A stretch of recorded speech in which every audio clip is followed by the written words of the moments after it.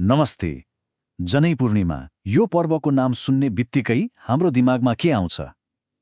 सायद नदीको किनार, जनै फेरिरहेका मानिसहरू अनि नाडीमा बाँधिएको त्यो रङ्गीन धागो, होइन त?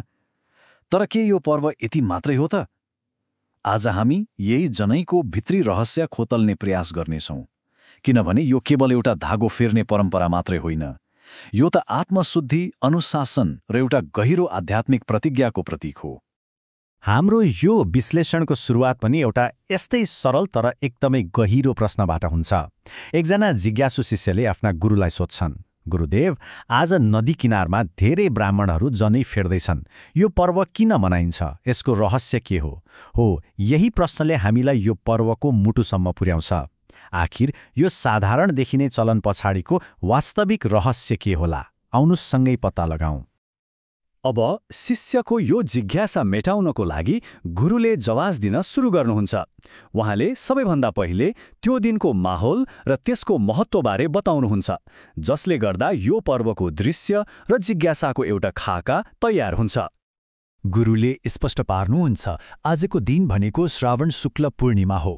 तर यो पात्रको एउटा मिति मात्रै होइन, यो त एउटा विशेष अवसर हो आत्मशुद्धिकरणको लागि, आफ्ना ऋषिहरूलाई सम्झिनको लागि र अनुशासन एवं रक्षाको प्रतिज्ञा गर्नको लागि। मतलब यो धागो फेर्ने कर्मभन्दा धेरै माथिको कुरा हो।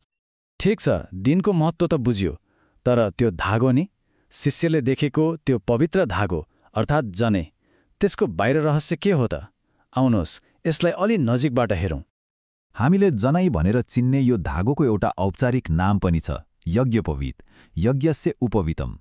यसको अर्थ के हो भने यज्ञ अर्थात् पवित्र कर्म गर्नका लागि योग्य भएको प्रतीक।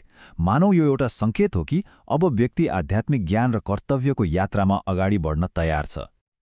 अनि जनैमा 3वटा धागो किन हुन्छ होला? यसको अर्थ झनै गहिरो छ। प्रत्येक धागोले 3-3वटा कुरालाई जनाउँछ। पहिलो हो शारीरिक, वाचिक र मानसिक शुद्धता। दोस्रो हो प्रकृतिमा हुने 3 गुण अर्थात् सत्व, रज र तममाथिको नियन्त्रण। र तेस्रो हो सृष्टिकर्ता ब्रह्मा, पालनकर्ता विष्णु र संहारकर्ता महेश अर्थात् त्रिदेवको स्मरण। हेर्नुस् त, एउटै धागोमा कति धेरै अर्थ लुकेको रहेछ। जनैको कुरा त भयो, तर जनै पूर्णिमामा नाडीमा पनि त एउटा धागो बाँधिन्छ नि, होइन र? त्यो हो रक्षासूत्र। अब रक्षासूत्रको प्रतिज्ञाबारे कुरा गरौँ। त्यो धागो बाँध्ने बेलामा एउटा शक्तिशाली मन्त्र उच्चारण गरिन्छ, जसले हामीलाई दानवीर राजा बलिको कथा याद दिलाउँछ। यो केवल एउटा श्लोक मात्रै होइन, यो त दृढताको एक सङ्कल्प हो।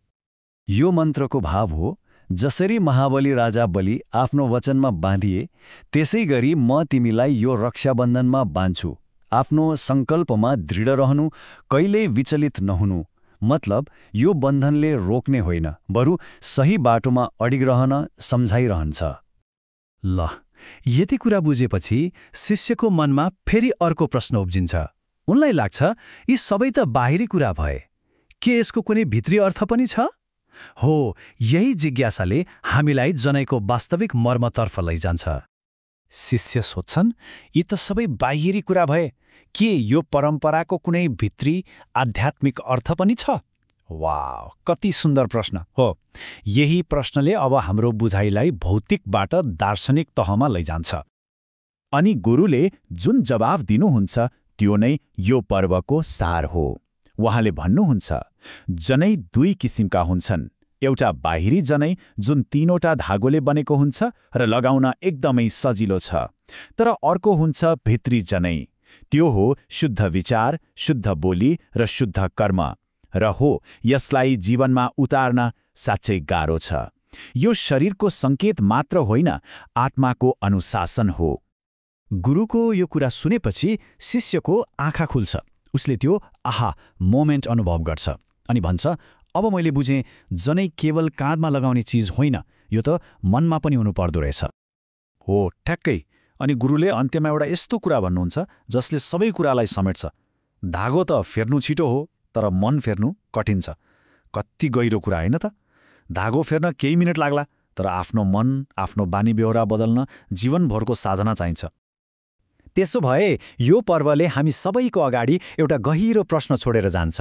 आज बाहिरी धागो फेर्नेसँगै के हामी आफ्नो भित्री जनै अर्थात् हाम्रो सोच, हाम्रो बोली र हाम्रो कर्मलाई पनि बदल्न तयार छौँ त? एकपटक सोचौँ है त।